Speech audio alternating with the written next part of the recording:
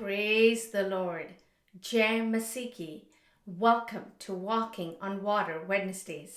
मेरा नाम है अंजलि नाथ. आइए हम मिलकर परमेश्वर पर निर्भर होना सीखें. आज हम अपने गलातियों की पत्री की स्टडी को कंटिन्यू करेंगे. आज हम चैप्टर 3 उसकी वर्स 10 and 11 को स्टडी करेंगे. गॉर्डन फी इन वर्सेस के विषय में कहते हैं, For Paul it was in the happy providence of God that in Genesis 15, before the covenant of circumcision, God had already both declared Abraham to be righteous by faith and included Gentiles in the promise made to Abraham. Thus, both the language of Scripture and the timing of events are crucial for Paul's argument. Hindi में पढ़ूंगी. पौलुस के लिए परमेश्वर की खुशी की भविष्यवाणी जो उत्पत्ति 15 में है, खतना की विधि से पहले परमेश्वर ने अब्राहम को विश्वास से धर्मी घोषित कर दिया था और अब्राहम के लिए किए गए वादे में अन्य जातियों को शामिल किया था. इस प्रकार पवित्र शास्त्र की भाषा और घटनाओं का समय दोनों ही पौलुस के तर्क के लिए महत्वपूर्ण है. ये टाइमिंग जो पौलुस इस टॉपिक को जो फादर इब्राहिम का है, लोगों को सोचने पे मजबूर कर रहे हैं, उसका टाइमिंग इस समय परफेक्ट है.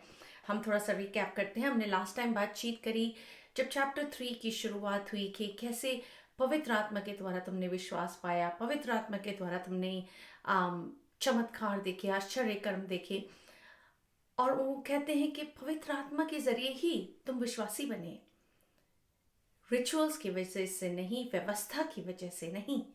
तो वो जब उनको वो चीज़ों को याद करने के लिए उनको मजबूर कर रहे हैं गलातियों को, एट द सेम टाइम वो उनकी सोच को वहाँ से ले जाकर अब्राहम के समय पे ले जाते हैं, जहाँ ना ही व्यवस्था लोगों को दी गई थी, ना ही जेंटाल्स या जूस थे उस समय में. वो कहते हैं, याद है वो समय जिसे आज हम फादर इब्राहिम कहते हैं, जो विश्वासियों का पिता गिना जाता है. तुम्हें याद है, इससे पहले कि उनके साथ परमेश्वर किसी भी प्रकार का कवेनेंट बनाते, पहले उन्होंने उनके विश्वास को ऑनर किया. उनका विश्वास उनके लिए धार्मिकता गिना गया और उस विश्वास के बेसिस पे परमेश्वर ने कहते हैं कि मैं तुझे सब जातियों का पिता बनाऊंगा. इतना इम्पोर्टेंट विश्वास है जो उन्हें पवित्र आत्मा की ओर से मिल रहा था, ना कि व्यवस्था को मानने की वजह से. और उस चीज को अब पौलुस चैलेंज कर रहे हैं. आइए हम अपनी स्टडी को आज कंटिन्यू करते हैं. आइए आज हम डिस्कस करेंगे कैसे पौलुस कहते हैं कि व्यवस्था के अधीन रहने की वजह से हम श्राप को आमंत्रण देते हैं.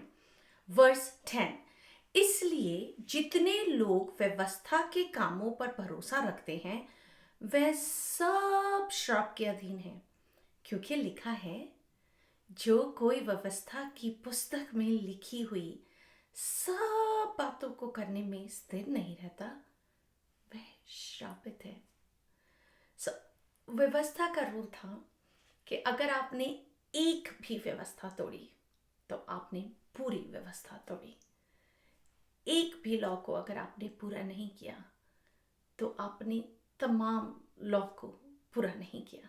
और इसके लिए वो एनिमल सैक्रिफाइस चढ़ाते थे, विच वॉज गुड बिकॉज उस समय में उनको ये कॉन्शियस हो पाना कि हमने गलती की है जिसका प्रायश्चित हमें करना ज़रूरी है, और परमेश्वर से माफ़ी मांगना या कन्फेशन करना ज़रूरी था, विच इज़ ग्रेट. बट परमेश्वर का एक प्लान था जो आने वाला था, जो यीशु मसीह में, उनकी अनुग्रह में, उनकी ग्रेस में पूरा होने वाला था, जो लहू उन्होंने क्रूस पर बहा दिया था, उसकी वजह से अब व्यवस्था के द्वारा मनुष्य के ऊपर श्राप नहीं आ सकता था। और पौलुस उनकी नजरों को क्रूस की तरफ केंद्रित कर रहे हैं। वो कह रहे हैं यीशु मसीह ने दाम चुका दिया। व्यवस्था इज ग्रेट। जैसे अगर आप गाड़ी चला रहे हो एंड आपको ओवर स्पीडिंग के टिकट के लिए अगर कॉप रोकते हैं, तो एज लॉन्ग एज आप 80 की जोन में 100 चला रहे हो या आप 80 की जोन में 120 चला रहे हो, चलान आपको बहुत कम मिलेगा, क्योंकि लॉ तो आपने तोड़ा ही है। Same way penalty is a penalty. So चाहे आपकी पेनल्टी या आपका पाप छोटा हो, चाहे आपकी पेनल्टी बड़ा या आपका पाप बड़ा हो, आपको प्रायश्चित करना, आपको बलिदान चढ़ाना तो जरूरी था। पर यीशु मसीह ने उन तमाम पेनल्टीज को अपने लहू के द्वारा बहा के पूरा कर दिया। एंड आज हम अनुग्रह के द्वारा, ग्रेस के द्वारा परमेश्वर के पास आ सकते हैं और कह सकते हैं, मैं अपना पाप मानता हूँ, यीशु मसीह मुझे धो और पाक कर और अपनी पवित्र आत्मा से मुझे फिर से भरपूर कर। सो अब हमें और किसी एनिमल का लहू बहाने की जरूरत नहीं है, क्योंकि यीशु मसीह वो मेमना एक बार में बन चुके हैं। ये स्टोरी, ये कॉन्सेप्ट हम बहुत लोग ऑलरेडी जानते हैं। It's not a new thing.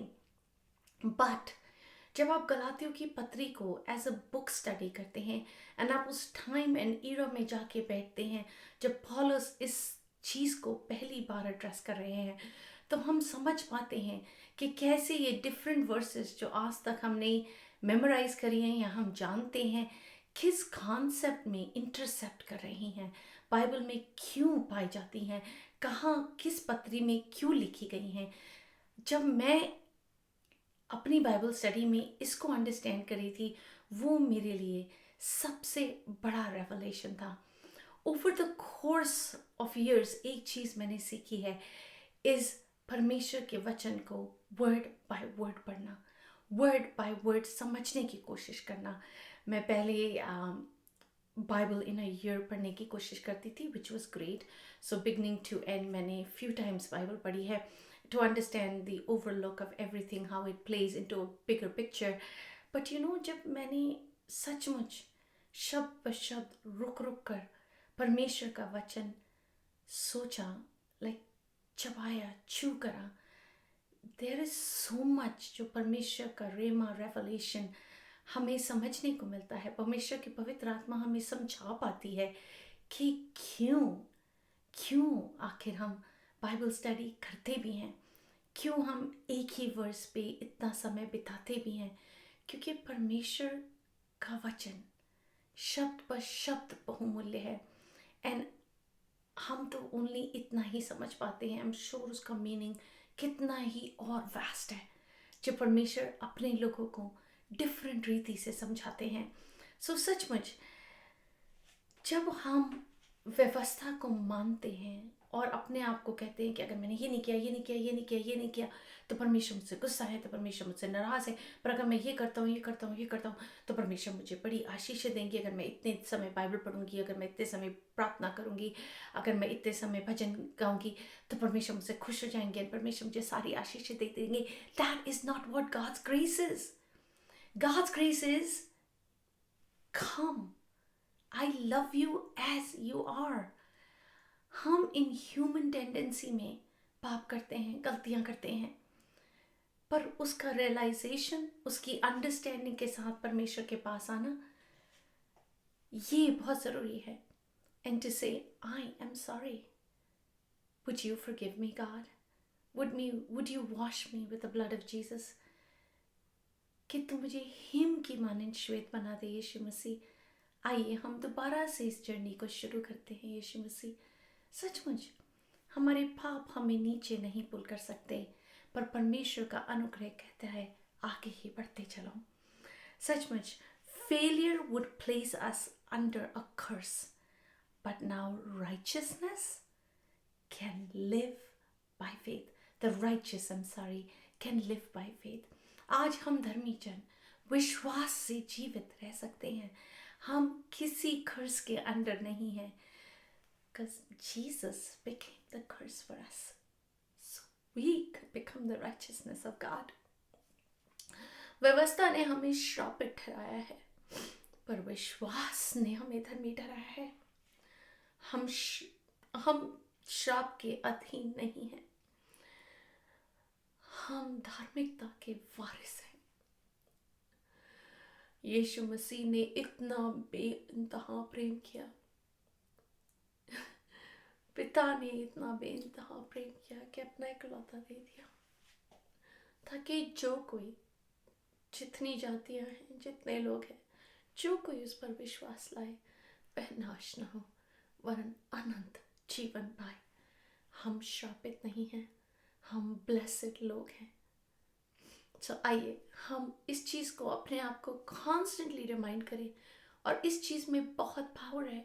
As simple as this concept is कि सचमुच हम श्रापित नहीं, हम धर्मी हैं. हमारे लिए व्यवस्था नहीं, यीशु मसीह कुर्बान हुए हैं. वर्स 11, पर यह बात प्रकट है कि व्यवस्था के द्वारा परमेश्वर के यहाँ कोई धर्मी नहीं ठहरता, क्योंकि धर्मी जन विश्वास से जीवित रहेगा. जैसे मैंने आपको कहा, जब अब हम ये वर्स को पढ़ते हैं हम समझ पाते हैं कि किस कॉन्टेक्स्ट में पॉलस इस वर्स को कह रहे थे.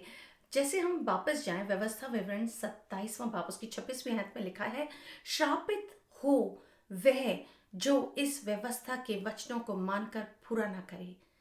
तब सब लोग कहें आमीन.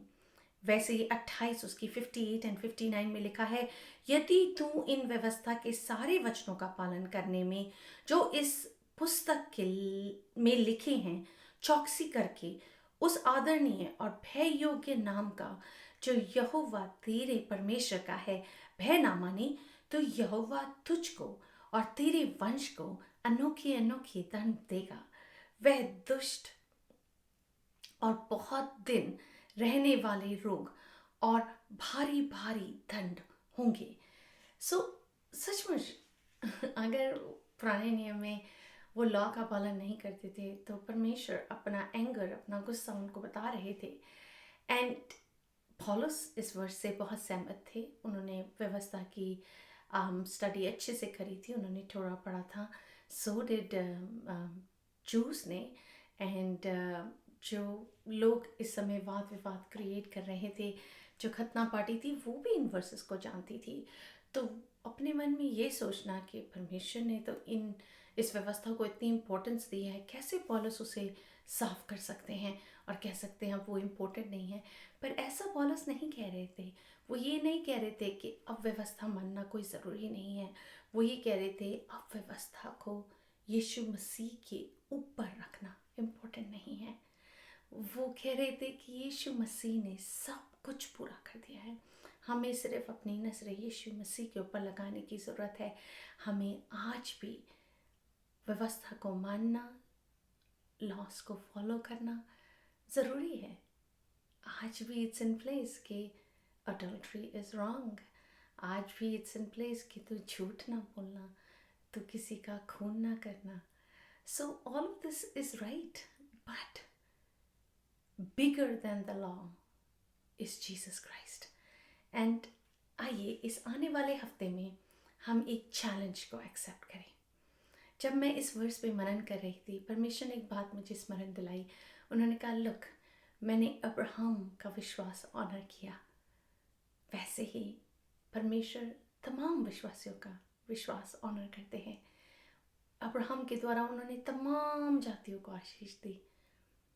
क्या हमारे विश्वास के द्वारा परमेश्वर हमारे अनसेव्ड फ्रेंड्स को, फैमिली को ऑनर नहीं करेंगे, जिनके साथ परमेश्वर ने हमें ज़मीन पर जोड़ा है? क्या वो नहीं चाहेंगे कि वो हमारे साथ स्वर्ग में भी जाएं? सचमुच आइए हम इस विश्वास के साथ उन लोगों के लिए प्रार्थना करें जिनको हम प्रेम करते हैं, जिन्हें हम चाहते हैं कि परमेश्वर के वचन को एक्सेप्ट करें. गुड न्यूज़ को जानें, समझें और अपने हृदय में एक्सेप्ट करने पाएं। और इस समय में जब आप गलातियों की पत्री को स्टडी कर रहे हैं, सचमुच आप होने दे, परमेश्वर की आत्मा को अवसर दे कि वो आपसे बोलें और बातचीत करें। आइए हम प्रार्थना करते हैं। पिता, मैं यीशु के नाम से आपके समीप आती हूँ खुदावंदा, और धन्यवाद करती हूँ यीशु मसीह कि अब हम श्रापित नहीं हैं यीशु मसीह, क्योंकि तमाम श्राप मेरे यीशु मसीह ने अपने साथ क्रूस पे उठा लिया। आज हम धर्मी हैं, आज हम यीशु मसीह में पूर्ण रूप से देखे जाते हैं। सचमुच आपने हमारा मेल मिलाप पिता से करा दिया, हम आपका धन्यवाद करते हैं। और आपने हमें अकेला नहीं छोड़ा, वरन अपना पवित्र आत्मा दिया है जो हमें दिन प्रतिदिन आपसे जुड़े रहने के लिए सामर्थ्य देते हैं।